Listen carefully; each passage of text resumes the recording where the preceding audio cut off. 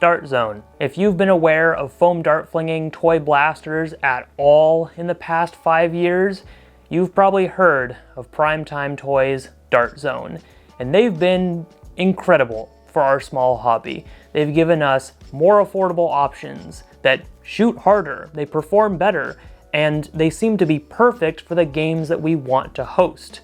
It's a match made in heaven. Dart Zone, as they say, they listen to our community. They've given us half darts on mass market, great darts that can hit what we're actually aiming at. So many cool options. It's been amazing. So why then, more recently, have I felt a bit more frustrated with Dart Zone? But I shouldn't say just me. Others are starting to feel it too, and we're trying to figure out why that is. Well, let's talk about it. What's up everyone, my name is Beret, and sometimes I wear a hat. And sometimes I wear Dart Zone kind of merch. This is a total one-off. Don't come after me, Dart Zone. This is the Bert Zone now. You're in my zone, but this is an official Dart Zone hat, so we're talking about Dart Zone. Only logical thing. Before we get started, let's just address this. For some people, you probably see this as a hit piece. I don't even need to watch 5 minutes into this video, Brett. I can already see this one's not for me. I'm a Dart Zone fan, and I'm a Dart Zone hater. Are you sure about that? If anything, I'm making this video to challenge some of the complacency that I and others have experienced over these past years with Dart Zone, and just kind of accepting that, oh yeah, Dart Zone's here, they do good stuff, so be it. Because, like I said in the beginning, I've felt a change fairly recently, and some people seem resistant to that simply because they like Dart Zone, and Dart Zone can do no wrong. I think every company can definitely do some wrong. I can do some wrong too. And at the end of this video, if you think that I'm just a biased hater, then so be it. But I have the unique perspective of being someone who watched Dart Zone get into this years and years ago, or should I say get into it with their pro line, then watched them release more stuff, supported them, then they actively reached out to me, said they liked what I was doing, brought me on board, I helped promote stuff for them, and now here we are. I mean, I never got paid for any of that work, but they have sent me free product reviews in the past, and we'll talk about where those are appropriate very soon. Really, I'm just asking that you listen with an open mind. So there's a few things I'd like to touch on, from blasters to events to recent trademarks. Let's start with the blasters. I got a few here, a few bones to pick, a few gripes that need griping. Starting with the Mark 1.2. When I say that I've felt a little bit frustrated with Dart Zone recently, I think I can trace it back when the 1.2 was coming out. Now, sure, Dart Zone has had some misses, I would say, on blaster releases in the past, and so I guess mostly what I'm talking about today is their pro offerings, their high performance, their quality blasters. That's what they advertise them as, right? Including the Mark 1.2. Now, important to mention that the Mark 1.2 you see here was sent to me for review from Dart Zone immediately after the Dart Zone Pro tournament of 2022. I realize I technically never actually made a full review on this blaster, but I talk about it quite a bit, and I used it quite a bit too ever since they sent it to me. I have quite the interesting relationship with this blaster now, don't I? Now, you can search on my channel that I was an early adopter of the original Orange Mark 1, which I paid $180 for, and I used it quite a bit. And my original conclusion on that was, this is a great first step. This blaster is an excellent proof of concept. I can use it in games. Not everything was perfect. I'm not going to go into all those details here, but it was something new and it was exciting. Half darts are coming. This is crazy. Bamboos. And fast forward a few years, and this is their newest evolution on that particular blaster. And I just don't totally see it. Now, in its defense, the Mark 1.2 I think is still their most powerful blaster to date, which is kind of funny that it just suffers from so many other things, and that advertisement is kind of muddied as a result. Overall, what surprised me the most about getting this blaster in hand is that it does feel just a lot cheaper, whereas the Mark 1 and even the Mark 1.1 felt pretty high quality, even the Mark 2, even the Mark 3, and then this one felt like, Adventure Force quality, which wasn't bad, it was just cheaper. I hate the Prime. It's gotten worse. I don't like it. It's doable, yeah, sure. The rubber grippings they rotate. The stock is a beautiful joke. Nice and awful. You've seen people breaking that before. The sights are fine. The front rails move a little bit. I like that you can still open it and unjam it when you need to, because that, of course, was the biggest takeaway. Yes, it includes 2 magazines in here, an adjustable spring for high power and low power, adapter, these new bamboo darts, whatever. But this thing jams. And if you don't believe that at this point, then maybe you can't stop the video because you're in denial. The Mark 1.2 had jamming issues from the get-go, but I will say some of them didn't. When I was in town visiting Dr. Flux last year, I was able to try out his Mark 1.2, which he said he didn't have as many issues with, and I was like, show me, I'm curious. I put 2 to 3 half-dart magazines through it, and I didn't experience any problems. That's obviously not a huge sample size, but I can tell you, that's a very big difference compared to this guy. So I was wondering, okay, I guess some just worked better than others. That's great. But does that negate the fact that these did jam in many, many cases? No, because plenty of people still had that problem. And I know some people are already screaming, "It's such a simple fix, Brett, stop complaining. You just gotta unscrew the little thingamabobber," which I taped to the front right here, that little tooth with the spring. Why is it in there? And why was that included then? If zero testing was done to find it before, why did this happen? I removed mine and it worked better. But I've still had jams with it, and no, I don't run this like I'm trying to slam fire it. I know how to use a pump action springer. I've still had problems with this before. Yes, you can buy this for a more affordable price now, and you can modify it and fix all the problems and make it even more powerful. But what I'm saying is that at this point, by the time they released a blaster like this, I was really hoping that Dart Zone was going to be releasing real good top-of-the-line blasters. They've had their chance to learn. The Mark 1 was a good learning opportunity, and I would argue the Nexus Pro was another really good entry into their, well, Adventure Force Pro line. So what happened here? Well, it feels like it got rushed.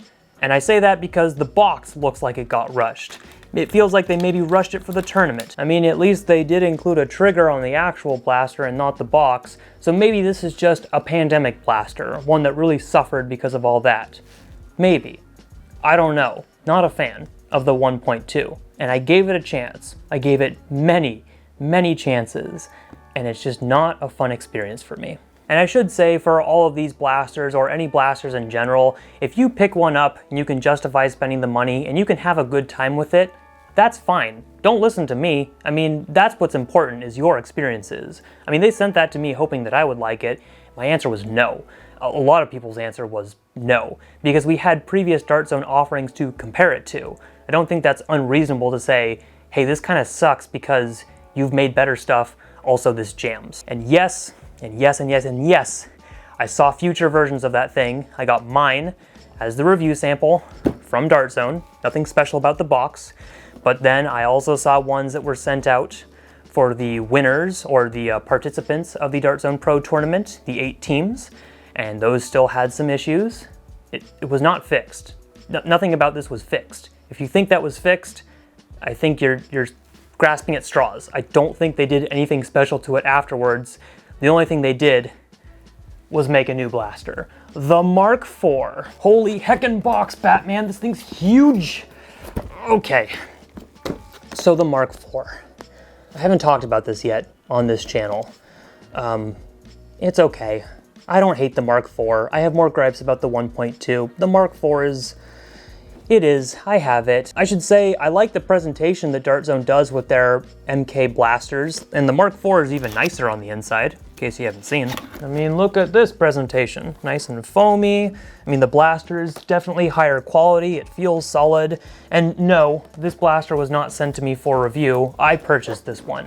I was curious. Maybe I'll give it a chance. $180 and big old blue thing. It's not for me. The Mark IV works. I've only had a few jams with it. It's seemingly been a mixture of the magazines that were used and maybe the end of a magazine or the beginning of a new one, maybe some bad darts too.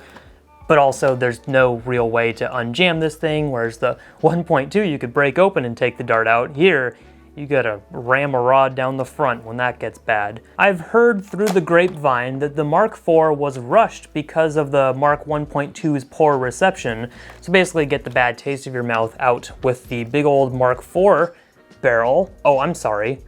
Sorry, can you see me still? No, it's just the Mark IV being huge. And it feels like it's huge for the sake of being huge, because even in this epic sniper configuration, which is very useless for actual games, you know, when it comes to hiding behind cover, and, you know, in like game settings, which this is technically like made for, well, the 1.2 is more powerful. So like it feels like this is just for show and unnecessary and inaccurate as all get up. But I mean, it is solid. It's just a really long, there we go. Wow, it was stuck. It's just a really long prime. I'm not supposed to dry fire that, am I? Oops. I mean, the sights feel like they're good quality compared to previous stuff. The magazines are fine too. I mean, they've included 2 magazines in all of these blasters. I appreciate that. You know, they're not doing all bad things with these blasters. I think it's a good case of stuff. I don't know what the point of this other spring is though. It's a really weird range. And apparently this included scar barrel is just too long and it makes darts fishtail more frequently, at least based off of my findings. But you can also put others in the front once you remove that guy. But still, we just have questionable design decisions. Why can't I get my highest FPS with accuracy? Seems like something that you would need. Again, if this is meant for like tournament games, you know, Dart Zone Pro were meant for these blasters to go to games right out of the box, no modifications needed. Why does the magwell look like it was kind of designed for full-length darts but maybe pivoted to half-length only? I guess it's not a big deal. You can still put it in, no issues. It's cross-compatible, that's fine too.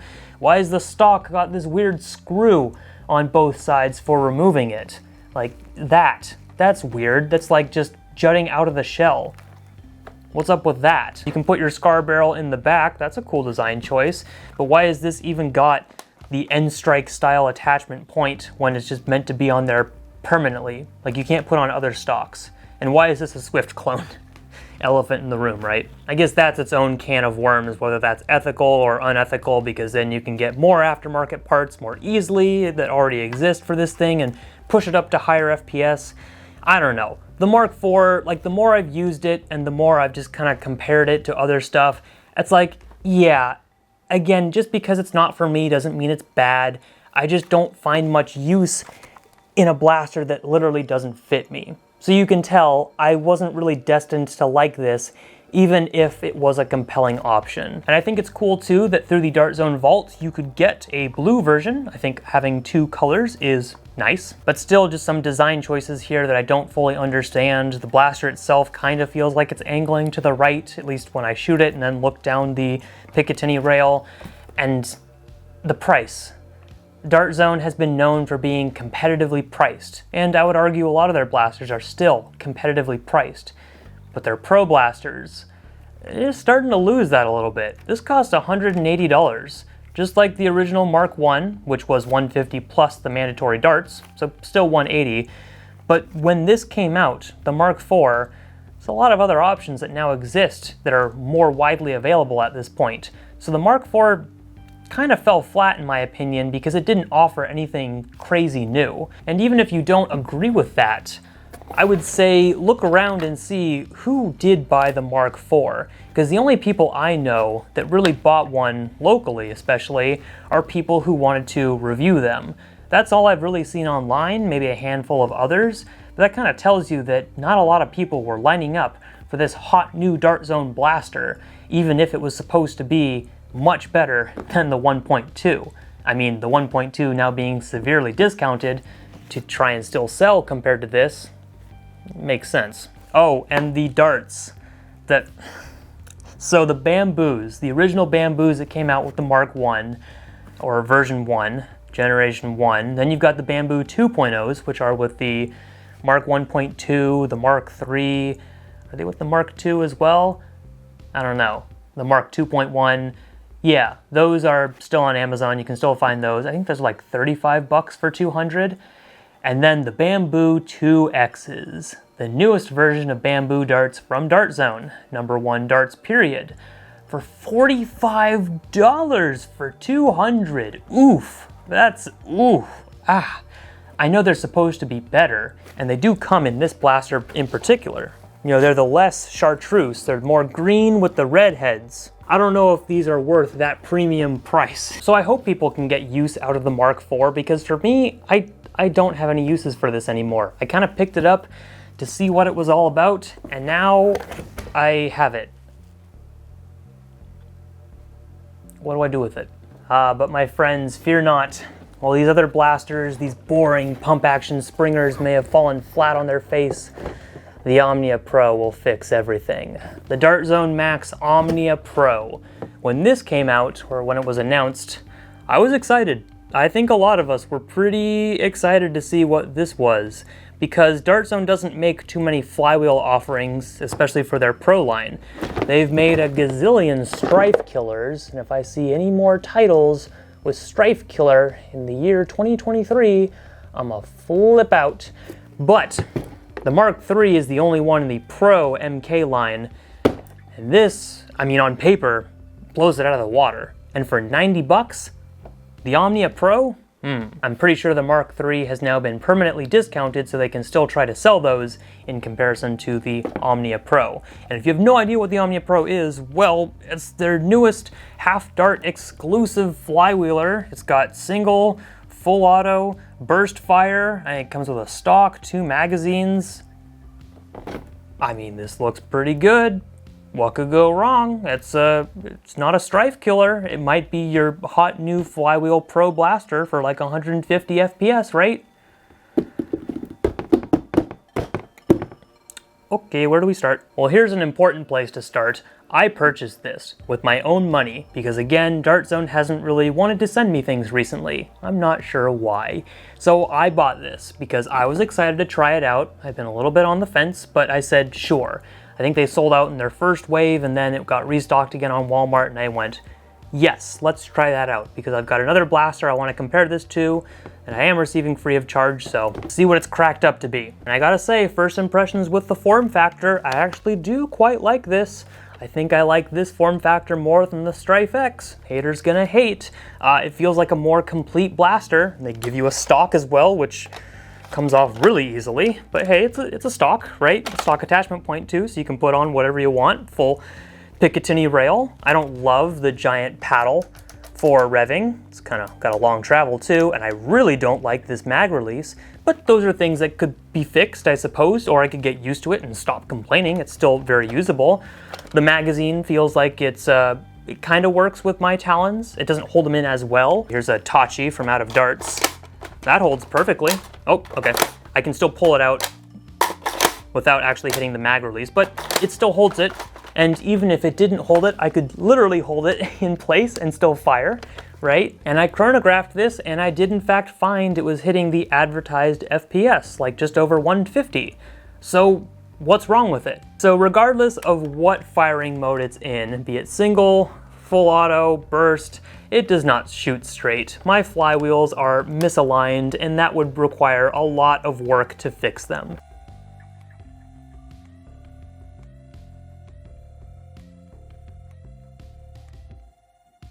The delay on the firing is also very noticeable, and I've had some people say it's not that big of an issue. I respectfully disagree after having used it. We could all just have personal preferences too, but for me, it's not good. It is not snappy response at all. Where the Mark III has 2 firing modes, single and full auto, the single fire is actually a mechanical, so you pull it like it was a Strife, easiest comparison, sorry, and then when you flip it to full auto, it's all electronic. This is just electronic, so every firing mode has some sort of delay. And you know, for casual play, maybe that's not a big deal. It's, I think, the most noticeable with a 3-round burst, but I don't know, this is supposed to be a high-performance Pro blaster, Dart Zone Max Pro, Dart Zone Pro Max. What's the order of operation? Okay, Dart Zone Max, but Omnia Pro. Pro is on the name. And the more I looked online, the more I found other people having similar issues, if not even worse. Some people receiving their Omnia Pro and it didn't work at all. Electronics fried, can't even use it, dead board. Or other people finding that the switch on the trigger, it just died real quick. So that's unusable. And similar, very consistent reports on people getting inaccurate blasters. So again, flywheel misalignment, which yes, again, you can go in and fix that, but it's a lot of work to open this thing up and fix what was supposed to work out of the box. And it was hard to tell what was the straw that broke the camel's back, but eventually, enough of the people who got review samples for the Omnia Pro, I think, were the biggest driver to get Dart Zone to realize something's wrong. That sample you sent me for review, it ain't working. It's the same things that we just talked about. A myriad of issues. And, well, Dart Zone did something a bit unexpected. They said, okay, we're gonna fix it. So the Walmart listing now says out of stock, so you can't buy it. And if for some reason right now it's before November and you can buy one, be very, very cautious. It could be a return, and that's more on Walmart's side than Dart Zone's. And they officially put out a statement. Dart Zone appreciates the foam flinging community and will continue to embrace feedback, learn from it, and where possible, integrate constructive critiques into our future development process. It has come to our attention that with the limited first release of the Dart Zone Max Omnia, through early sales reviews and of course, rigorous testing by our most enthusiastic fans, that some of the blasters in this release had room for improvement. If you are among the group that purchased an Omnia that you believe fell short of your expectations, we will exchange it for a unit for our second production release that is due to be available in November. Hold on to your original Omnia for the return process. Please reach out, and then the instructions on how to reach out. We are honored that our fans have come to expect great things from us. We will work tirelessly to meet those expectations by delivering incredible out-of-the-box performance, durability, and most importantly, value. Thank you, Dart Zone. This is good. This is good that they acknowledged that there was an issue. Again, we don't know what was the final straw that pushed it, that made them realize like, oh shoot, this is a really big problem. I still think that it has something to do with the review samples they literally sent out having the same issues, and then probably the number of returns that were going to Walmart. They probably didn't like that. After reaching out myself and showing proof of my receipt, they have since said that you don't even have to send in your original one. We will just send you out a new and revised version when our next batch comes through in November. They acknowledged it and they're working on it. I think that's great. And for everyone who bought one, they're guaranteed to just get a brand new blaster, don't even have to worry about this old one. Some people think that this is the greatest thing that's ever happened to the history of everything. Proof that Dart Zone can do no wrong, listens to the community, and will continue to strive for excellence because they love us. I don't, scale it back a little bit. So they haven't always done this in the past, and people who are saying that, oh, they've always listened to the community even when we've had problems. Are you sure about that? You know what they said about the 1.2 when people were expressing concerns? Well, they ghosted us a little bit, that's what they did. So at the very least, it's good to see them learning from not addressing the 1.2's issues. That's a backhanded compliment, I know, because I confirmed with friends who did receive review samples that they had blasters that were shooting off to the side and some that just didn't work upon arrival. So basically they were going to post reviews saying this is not great. I don't think Dart Zone wanted that. And mostly it's that second paragraph that irks me a little bit, and I think others have picked up on this too. Come to our attention with the limited first release. Early sales, reviews, and of course rigorous testing by our most enthusiastic fans. What is an early release through Walmart.com? Like, I know we have plenty of like hobby stores in this small foam flinging world that they'll release like maybe 5 blasters of a new blaster release on their shop. Seeing if these beta units are going to be good, we'll take any feedback, and then hopefully when we officially launch this, we can make sure the product is as good as possible. That makes sense. Small companies, small batches.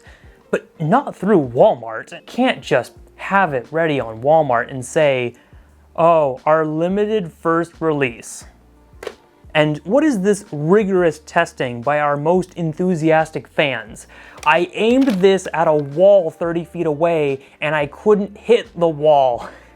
That's not rigorous testing. But the extra frustration in my voice is also because I heard a little bit behind the scenes when it came to Dart Zone's correspondence with their review samples sent out to the influencers. Once again, I was not sent a review sample of the Omnia Pro, but certain friends were, and they were happy to share some of that correspondence with me, which was a tad bit frustrating. It's not the worst thing ever, but reading between the lines, I'm not going to read this whole thing because that might be inappropriate to share. Hey, editing Brett here. Just realized I was looking at the wrong email on my phone during this part, so here's what I actually wanted to pull from. I'm not going to read the entire email once again, just the two little blurbs that I had noted. August release was a test launch. This is what was said before the public statement.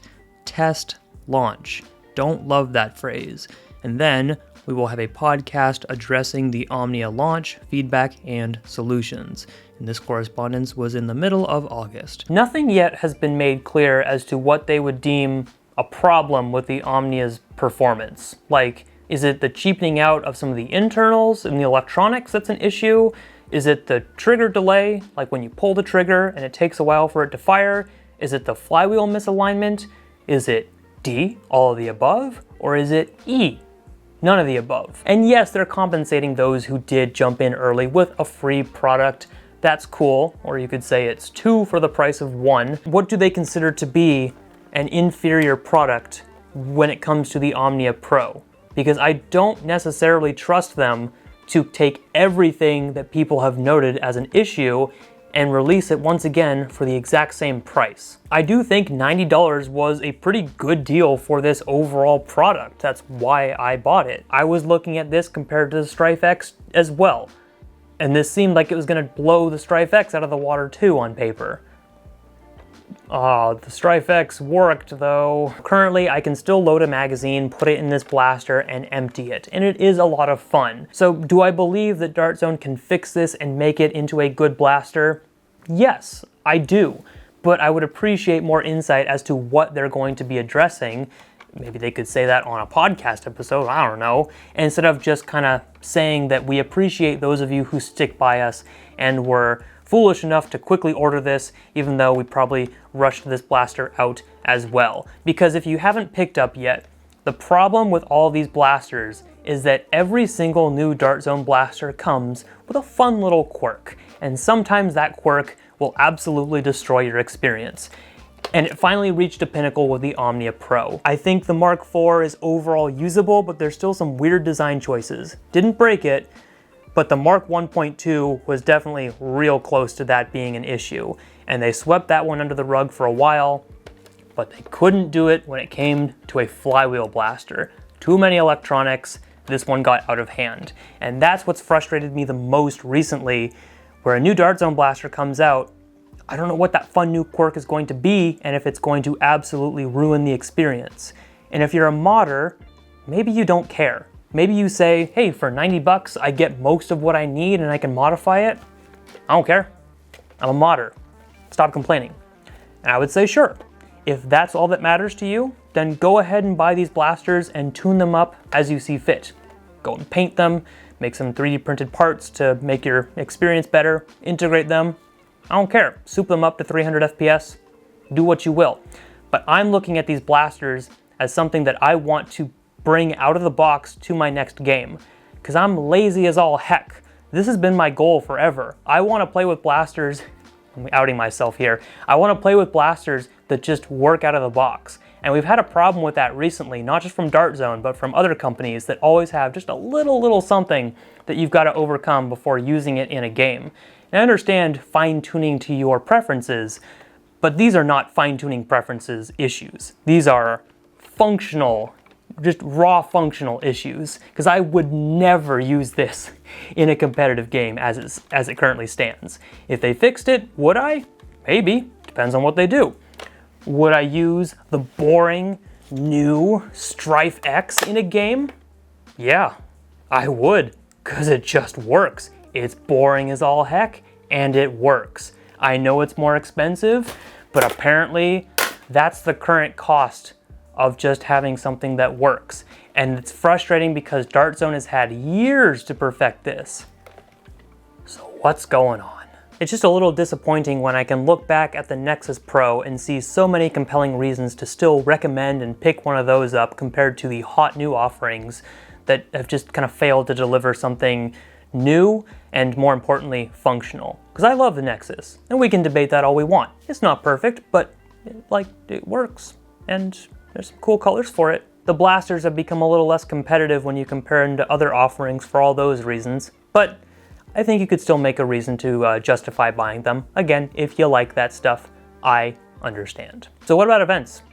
How have Dart Zone specific events been going? I mean, that is their goal, right? They want to have their own events for their blasters. Let's jump back to last summer, the Dart Zone Pro Tournament of 2022. Yes, I already made a video about that.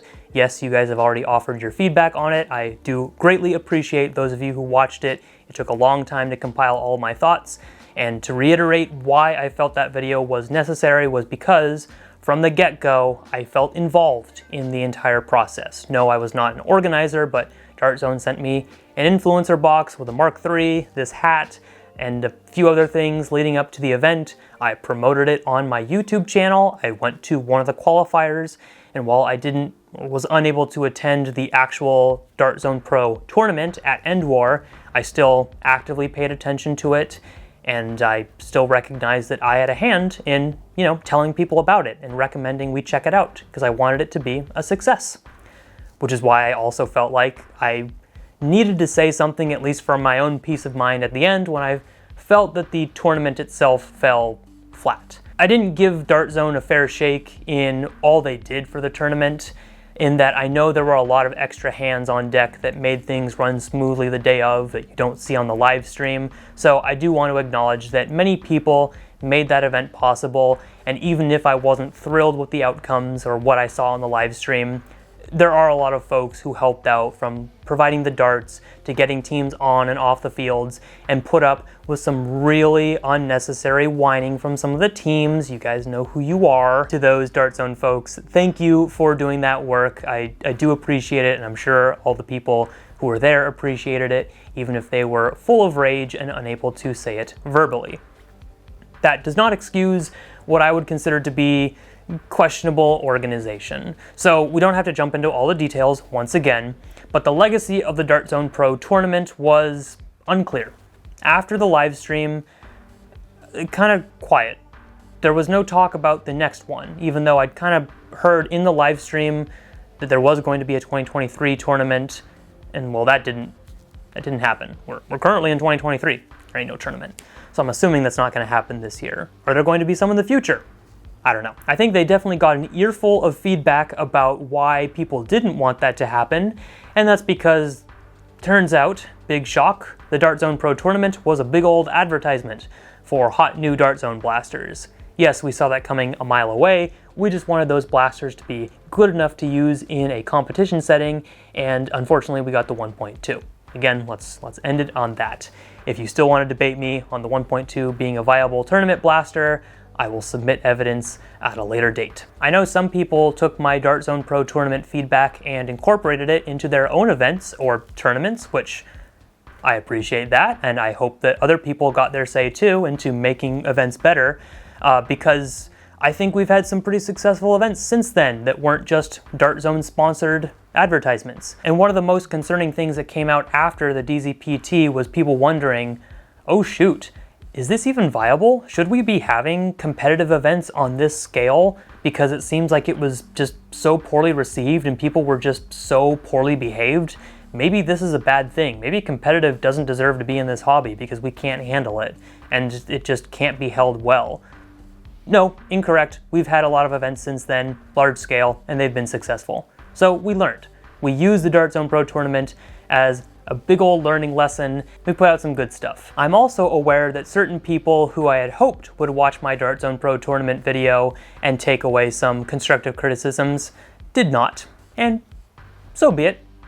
That's for your interpretation. I would still like to see another Dart Zone tournament in the future. I would just hope that maybe there's room to get blasters early if they are going to be new and exclusive so that we can play around with them first. I don't know how they would organize the entry into that tournament if they do the same thing with qualifiers, but I would hope that Dart Zone has learned that if they want to host a tournament or a game that is recorded or that they can get some photos from for advertising that show their blasters in the best light possible, that the users are also using them as best as possible. That means actually knowing what they are, how they work, and yes, I know that we can run things too hard.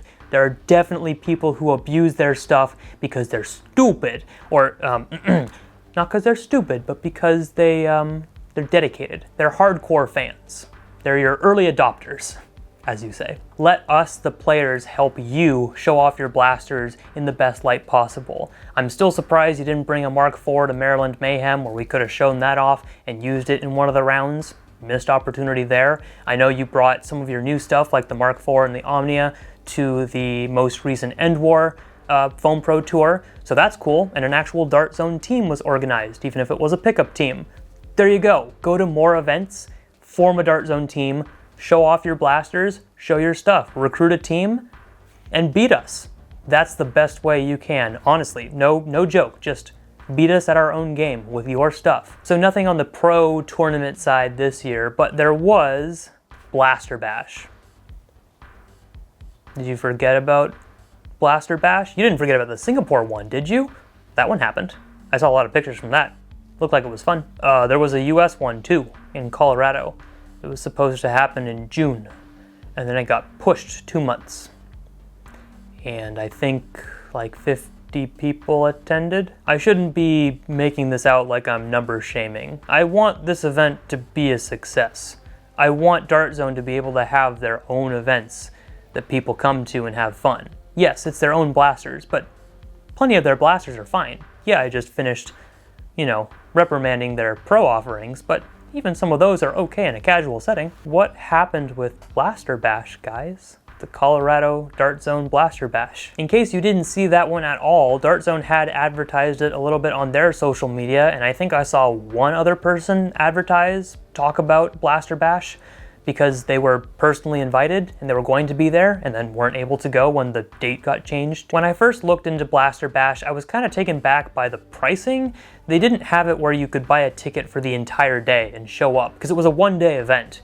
Instead, you bought a ticket for like a 1 to 2 hour window of play, and then there was also a zombies game for 4 hours later that day. That was like $50, and like a 1 to 2 hour window was like 20 something.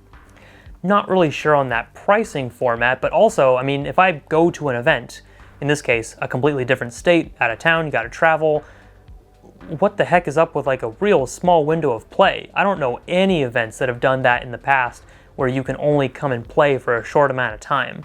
Now, they did say that you could go there and do like target practice in the meantime, you just wouldn't be allowed on the field if that wasn't within your window. So, interesting choice, but not by Dart Zone. I think this was by Dart Wars, because Dart Zone wasn't the group running this. Dart Wars was, a different organization altogether, but Dart Zone's name was attached to it as the Dart Zone Blaster Bash. I saw recently that Dart Zone put out a short showing people having a grand old time running around playing at the Colorado Blaster Bash. It looked fun, looked like some cool inflatables. I would have had a fun time there, I'm sure, but it really did look like a small crowd, and I'm not betting against them on this one. I really did want people to come to this. They were posting about it, but who else was talking about this? No one. If you are someone who was able to go to Blaster Bash and you had a good time, that's awesome. I wish I could have been there to also have a good time. But I'm very curious after seeing the minimal amount of footage if Dart Zone thinks this was a worthwhile endeavor. Because the ultimate takeaway from these two events, the Dart Zone Pro Tour and Blaster Bash, Dart Zone doesn't run events. In case you didn't know, Dart Zone is just the main sponsor. They make the blasters, they got the branding, they push it out to other people, but they're not the ones behind the scenes. They're not the ones writing the rules as far as I understand, and if they are, well, they don't have much experience with it. For the Dart Zone Pro Tour, that was the Foam Pro Tour team. For Blaster Bash, that was the Dart Wars team. Not their inflatables either, and for Dart Zone Pro Tour, I don't know if it was their equipment for cover either. I know that they hired the live stream team, I'm pretty sure, because they were the financial powerhouse. So that's it. They throw the money around, they'll maybe bring the free products, but they don't know how to run the games. And that doesn't have to be a bad thing, but when Dart Zone says they want to do all these events, and they try to say, hey, we need all this stuff so that we can run events, I need a good example for why they should be running events. And I need a good example for why they need a trademark like Blaster Tag if they don't know how to run events. Hey, what a transition. Now, in case you haven't heard recently, the Blaster Tag trademark has been a little bit of a debate among people whether it's good, bad, or unnecessary to complain about. And hopefully with everything I've laid up so far, you can understand why some people consider this really the last straw of like, what is Dart Zone doing? For context, Dart Zone filed a trademark for Blaster Tag. They filed it, as far as I can remember, in July of last year, which was the same time as the Dart Zone Pro Tournament. Coincidences are something. And recently, in August of 2023, it was accepted, but with the condition of now the window is open for filing opposition.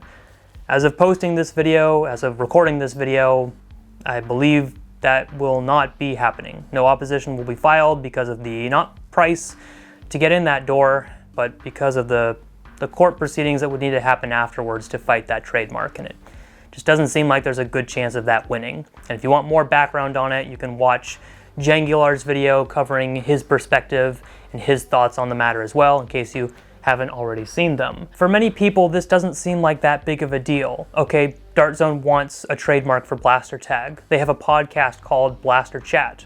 That makes sense, right? I really don't think that Dart Zone needs this. I agree with Jangular. I think that Blaster Tag should be open to the hobby. And I'll fully admit that I have a personal bias in this, and that I have played with the Blaster Tag Association in the past, and I continue to play in the future. So it feels like this is much more, upsetting for those of us on the West Coast who have been a part of the BTA for a bit of time.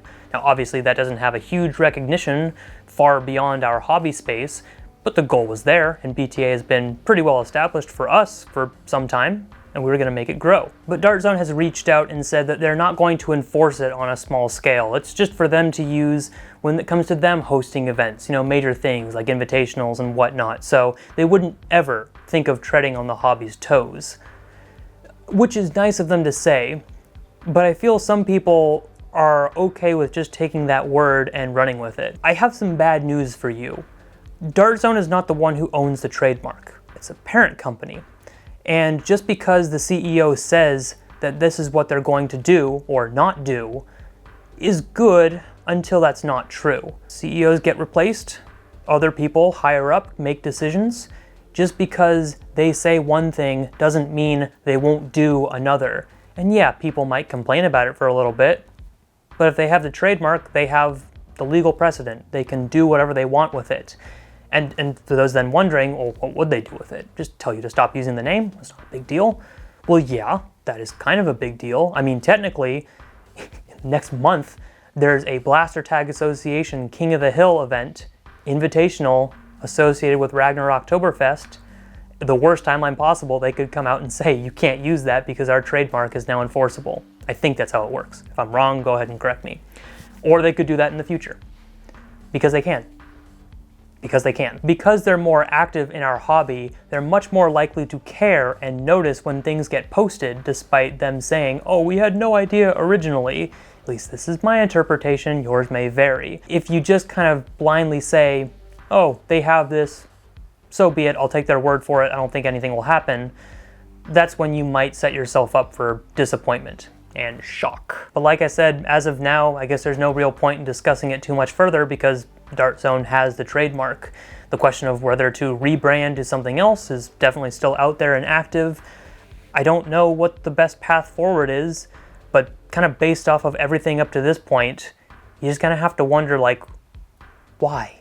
Why did you need this? You don't run games. You can let someone else run stuff and then just show your Dart Zone logo as the sponsor and get much better publicity that way. You are Dart Zone. Call your podcast something Dart Zone related. That's your brand.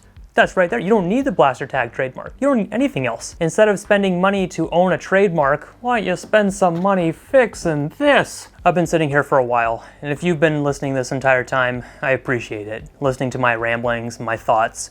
This wasn't exactly set to be the most polished, well thought out video. This was a bit more stream of consciousness. I just don't understand how Dart Zone fell, in my perspective, from this esteemed position to now, what are you doing and why are you doing this? I still want to root for Dart Zone. I want them to continue making awesome products for us, and I'll still keep using their stuff. My reaction to all of this is not that I'm going to gather all of my Dart Zone blasters, set them on fire, and then continuously remind you guys to boycott Dart Zone. We must revolt. We can never support them ever again. That's an exaggeration. We're not doing that. That's dumb for a few reasons. Like, that's not where my mind's at. I will continue to pay attention to Dart Zone's releases and what they do, because I'm curious, but I want them to succeed as the hobby succeeds, rather than this weird intersection they're doing, while also kind of giving us less than ideal products despite having all of this experience now with what we want and what we expect. Instead, it feels like they've kind of rallied support for their brand through our hobby, and now all those people are blindly supporting them, so that when things come up, there are shortcomings that are a bit more frustrating than they appear on the surface. We got some real good Dart Zone white knights that will defend the Dart Zone brand, and they're not even being paid by Dart Zone. Wow, brand loyalty goes far. But if you did this for Hasbro, oh my gosh, you would be shunned immediately, especially in the community. Shame on you for not having the hobby's interests at heart. But Dart Zone does, because Dart Zone listens to the community. And I really do hate that meme. If any of this resonated with you, then I hope, like me, going forward, you will pay attention to what Dart Zone's doing, and just, you know, air a little bit of skepticism. That is interesting.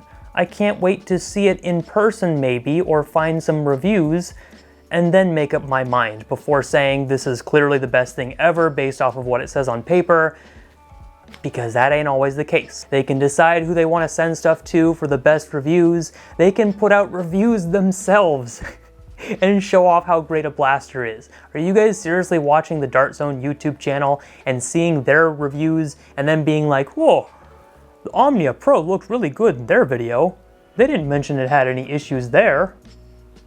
I'm not going to be blindly loyal to Dart Zone going forward. If they make a cool blaster that I'm interested in, maybe I'll pick it up. But no more impulse buying, Brett. I'm going to rewatch this video myself and tell myself that. And Dart Zone, if you're watching, I don't hate you. I could never hate you unless you specifically go after me for some reason. Please don't do that. There's absolutely room for you guys to keep getting better and to keep making good stuff and to continue to be beloved by the community. Trust me, you're years ahead of Nerf on that one, and I don't know if they're ever coming back from this. No matter how much we say that this is a good blaster. If you make more events and they're close by, or you give me enough notice, I'll try to attend. Thank you everyone so much for watching. Subscribe for more hour-long video essays with minimal research done, and I will see you next time.